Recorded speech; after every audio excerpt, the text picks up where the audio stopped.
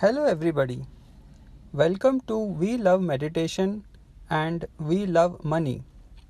This is Cyril Joseph, your meditation coach. Today I'm going to read out a couple of pages from one of the books written by Abraham Hicks. It's about the law of attraction and its application to money. I'm going to read from part 2, Attracting Money and Manifesting Abundance. Attracting money and manifesting abundance. While money is not absolutely essential to your experience, to most people money and freedom are synonymous.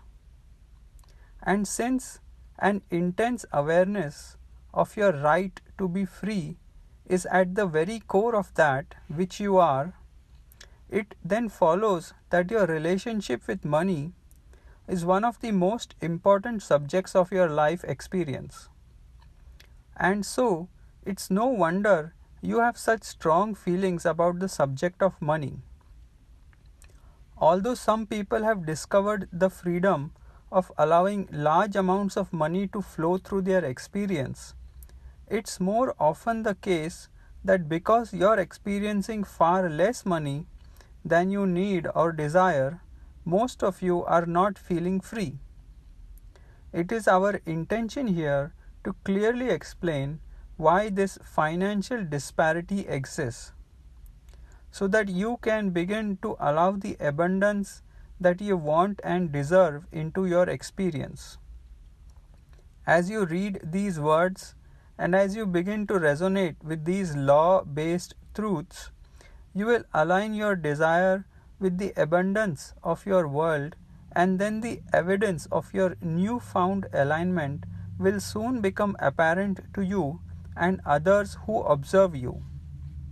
Whether you are one who's been working to achieve financial abundance for many years, or you're a youngster just starting down that path, the journey to financial well-being does not have to be a long one from where you are.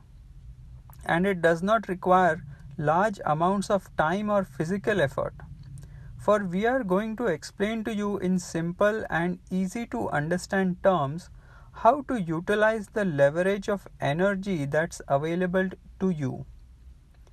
We want to show you the absolute correlation between the thoughts you've been thinking about money, the way you feel when you think those thoughts, and the money that flows into your experience.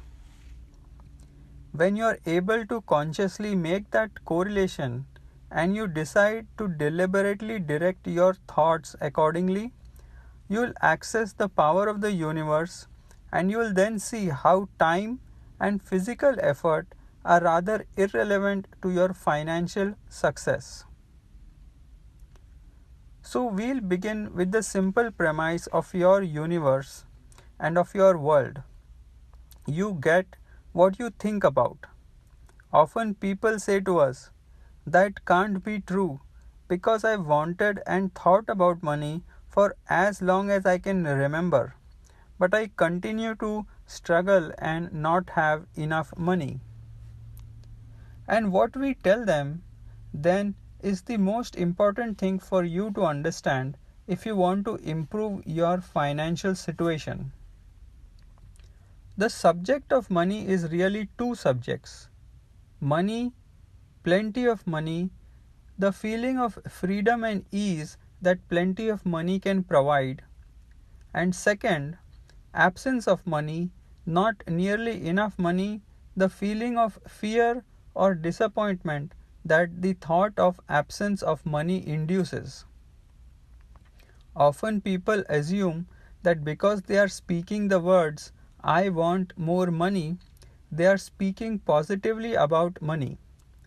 But when you are speaking of money or anything and you are feeling fear or discomfort as you speak, you are not speaking about the subject of money, but instead you are speaking about the subject of not enough money.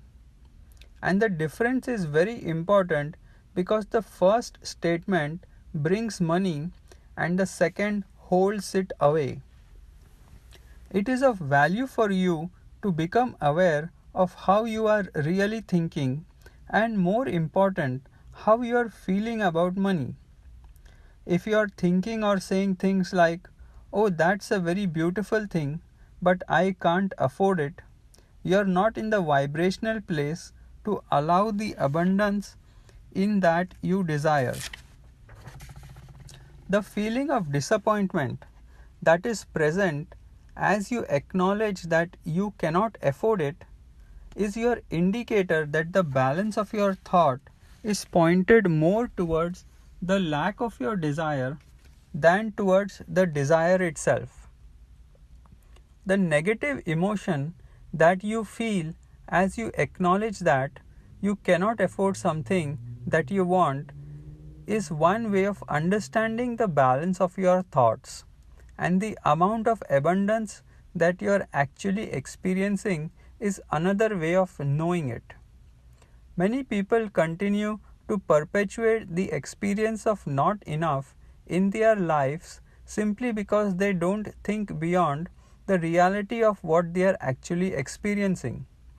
In other words, if they are experiencing the shortage of money and are aware of it and speaking of it often, they hold themselves in that chronic position. And so, many people protest when we explain to them the power of telling the story of their finances as they want it to be rather than as it is, because they believe that they should be factual about what's happening. But we want you to understand that if you continue to look at what is and speak of what is, you will not find the improvement that you desire.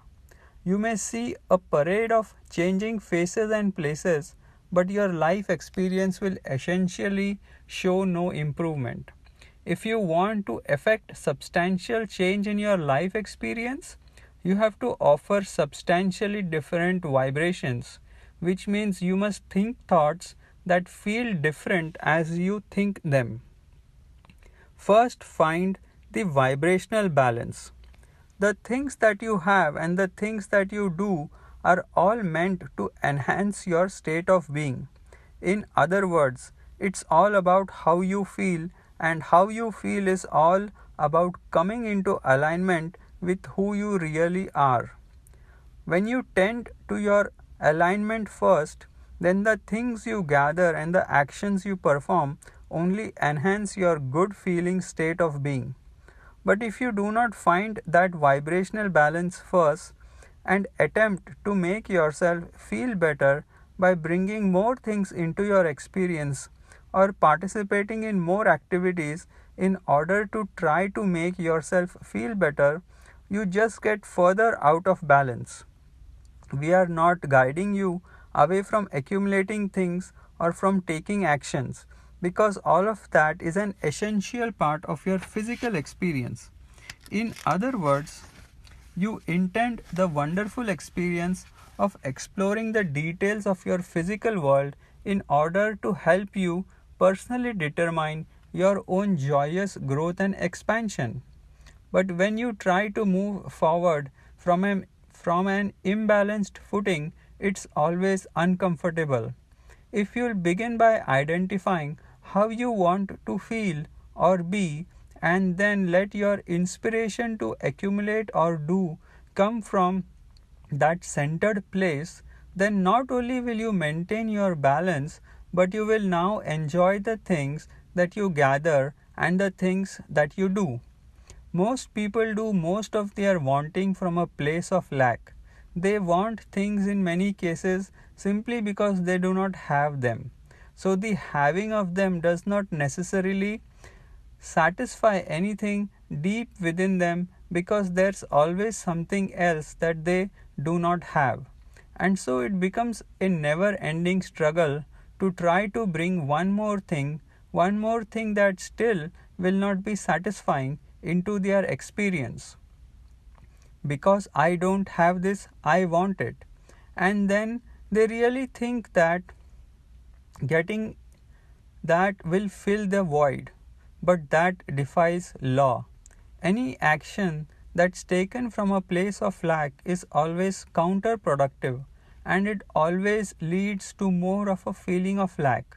The void that these people are feeling cannot be filled with things or satisfied with action, because the feeling of void is about the vibrational discord between their desires and their chronic habits of thought.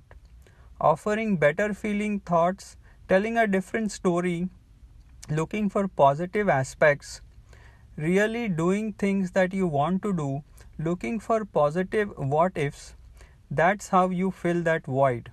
And when you do, a most interesting thing will occur in your experience.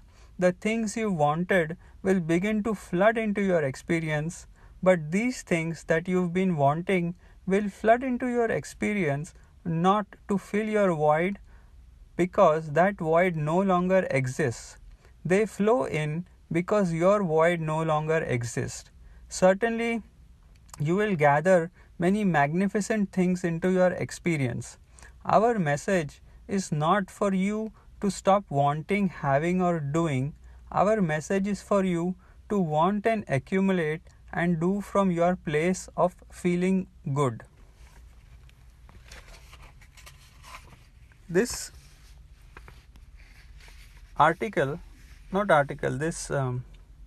section about attracting money and manifesting abundance, it's really wonderful.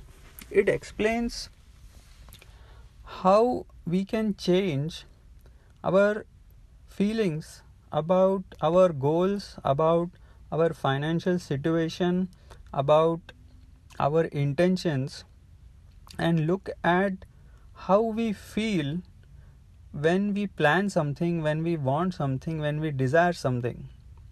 So, what Abraham Hicks is trying to explain is that if we try to force something, or if we try to pursue something from a place of scarcity, from a place of lack, then that is counterproductive, because we are fighting against our natural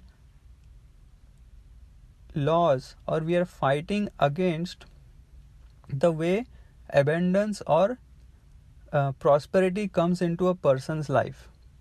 So the message over here in this section is, we have to first start to feel good. We have to first start to realize that the things that we want is because we want to feel joy and we want to feel happiness. So first we have to start feeling happiness and we have to start feeling joy, and then we have to start doing the work that inspires us, that motivates us, and that is in our best interest. Then that will help to bring abundance and prosperity into our life. I hope you enjoyed this reading and its explanation. My primary message to everyone is to meditate for 30 minutes every day and share about meditation with all your friends and family members. Have a great day. Goodbye.